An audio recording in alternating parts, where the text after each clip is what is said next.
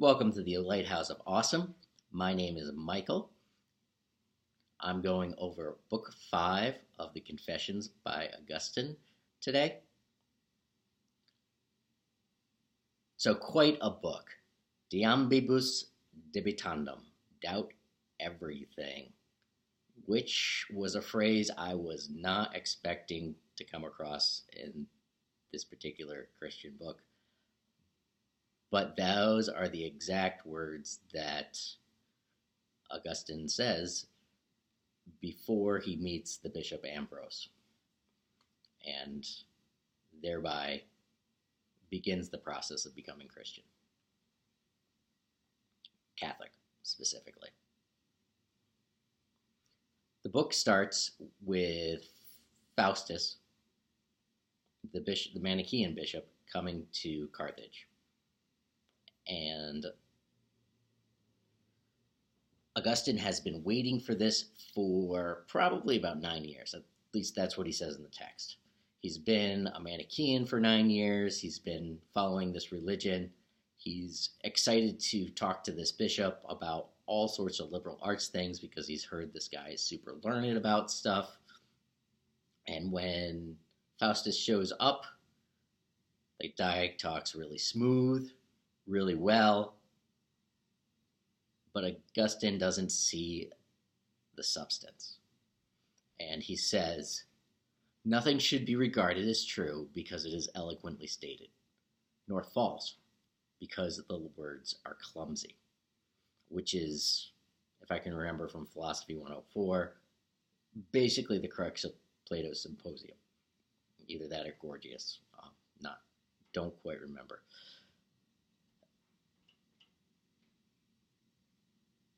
It's a huge change for him because he's been wandering around finding this religion, and he starts to doubt everything. What's happening? What's going on? And he's in Carthage, and he's not happy. And so he looks for other opportunities to teach rhetoric. So he gets ready to move to Rome. He talks to his mom, and his mom's like, no, don't do that. So he writes back and is like, I'm not going to do it, and then proceeds to go anyway. And because he's such predictably a horrible person, Monica, his mom, shows up at the ship ready to leave Carthage, and is like bawling her eyes out. How could you do this to me? And he convinces her to spend the night in the inn, and he goes off to Rome anyway. Gets horribly sick on the voyage or in Rome when he first gets there.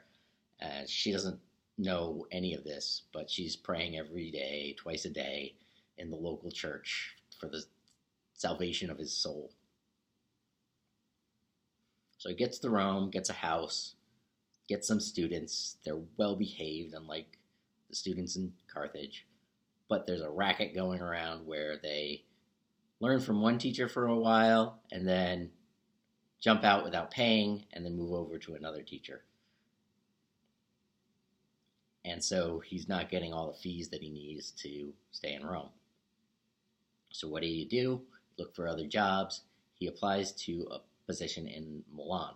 It's a governmental post, and gets the position, and he's able to go to Milan, and it's so high class that he gets to use basically the Pony Express of Rome, which they have rested horses at different stops, so you can just continue on every 20 miles or so you can get to your destination. So he gets up to Milan, and